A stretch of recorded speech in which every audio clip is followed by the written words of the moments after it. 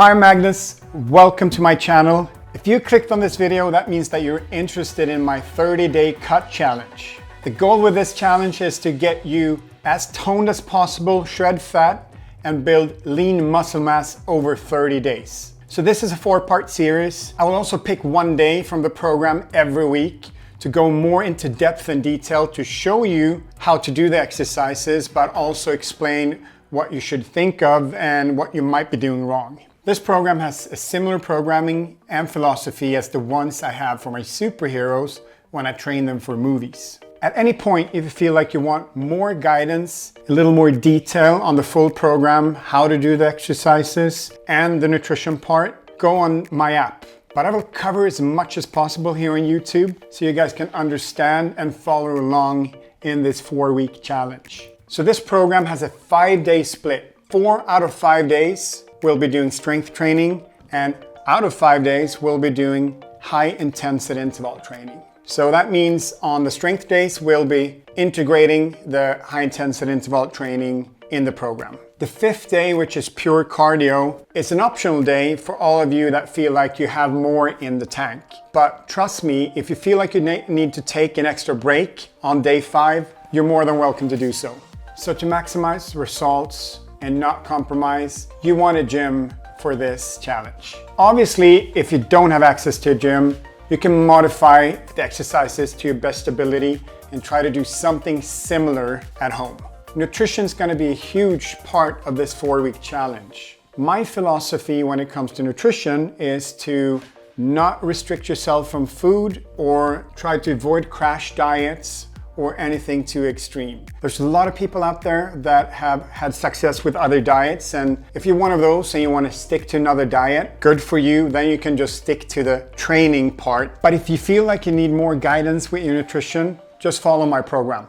To drop body fat, it is crucial to be in calorie deficit. That means that you need to eat less calories than what you're burning in a day. It is just as important to get your macros right, which are protein, fat, and carbs. You see, if we only looked at calories, hypothetically, you could be eating your calories in form of ice cream every day, and that wouldn't be too healthy for you, would it? Protein are the building blocks of muscle and tissue, so it's really important that we get enough of protein during these 4 weeks. Carbs and fat are both fuel for the body. There's no perfect way of calculating macros for thousands of people and get it exactly right. With that said, I have a formula that I want you to try over these 4 weeks. So the formula is divided into 2 different categories, for you who think in pounds and for you who think in kilos. So if we start with pounds, to calculate the total amount of protein, carbs, and fat you should eat in a day, you should take your goal body weight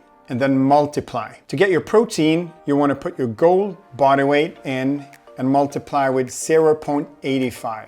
For carbs, your body weight times 0.75. And to calculate your fat, take your goal body weight and multiply with 0.30.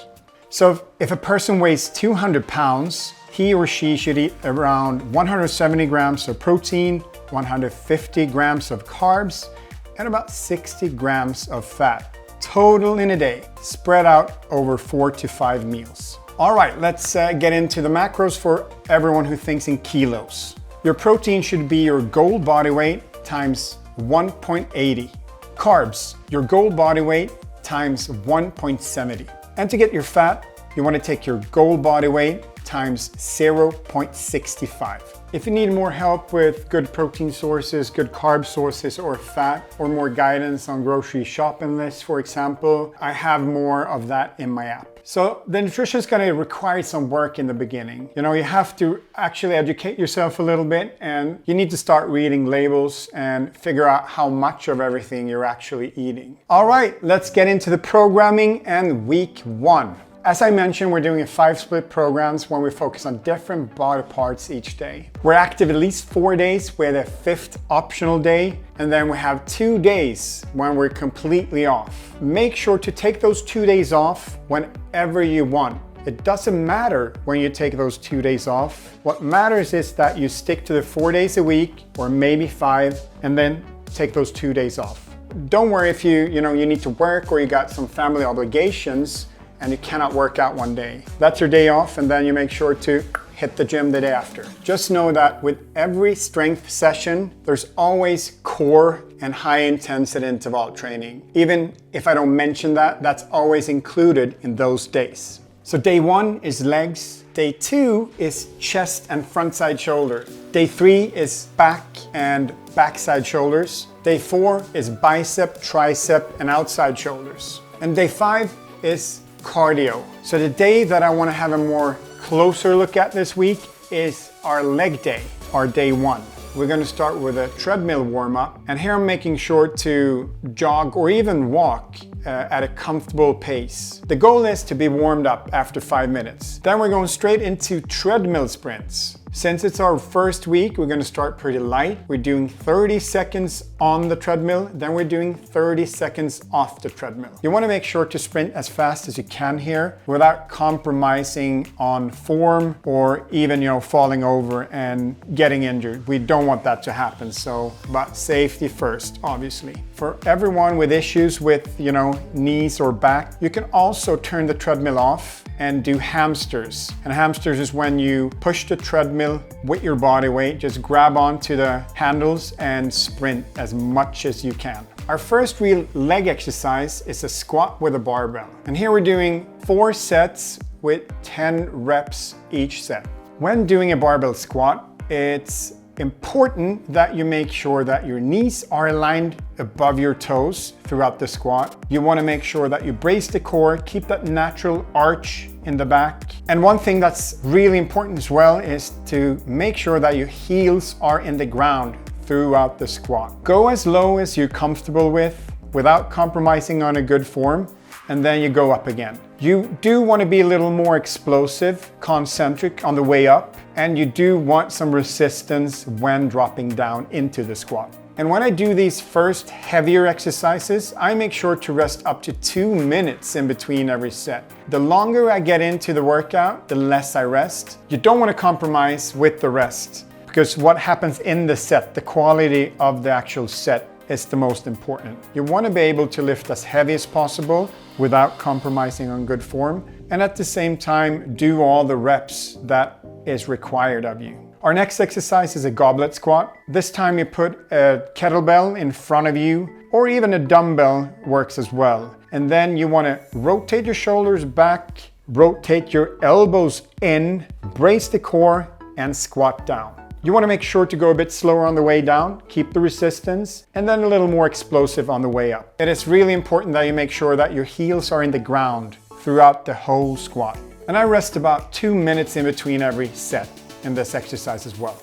Our next exercise is a superset. And a superset means that you're going from one exercise to the other without any rest. So we're starting with a leg extension in a machine. Then we're going straight into hamstring curl on a stability ball. What I love about this combo is that you have the leg extension, which targets the quad more than anything else. And then you go straight into the hamstring curl, which targets the backside and the hamstring. And you want to try to rest about 90 seconds in between every set, and then do 4 rounds. Our next couple of exercises is also a superset. So we're starting with an air squat where we're doing 20 reps, and then we'll go straight into a lateral side shuffle for 20 reps. Then we rest 60 seconds, and then we do it again for another 2 rounds. So a total of 3 rounds. When it comes to the air squat, you want to think about your heels again.